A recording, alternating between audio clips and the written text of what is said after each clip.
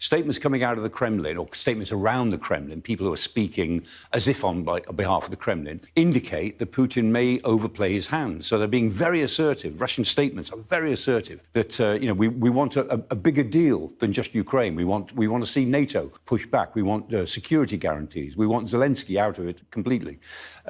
All of that is going to be unacceptable. And Rutte, I think, is setting out what the Europeans think they could contribute. That's another very interesting point in terms of not only Putin and Russia's relationship with Ukraine and ensuring that Ukraine doesn't kind of go over the line past what Putin wants, but also take into consideration that because of how people like Joe Rogan, who are scared chickens who think that Putin is going to blow everybody up, he is frightening people like Rogan all across the board that World War III happened because of his nuclear technology. Knowing full well if Putin used nuclear technology, he's cooked too. It doesn't make sense for him to actually use it. With that said, because of that fear and because of that sentiment that is especially growing on the MAGA side, Putin and his side will think that they have the leverage to not only demand stuff from Ukraine, but also demand stuff from NATO, saying, well, if you don't do what I want, I'm gonna send a nuke. It's the same thing as a child who looks at their parents and just not listening, and the child said, well, if you don't do what I say, if you do this, blah blah blah,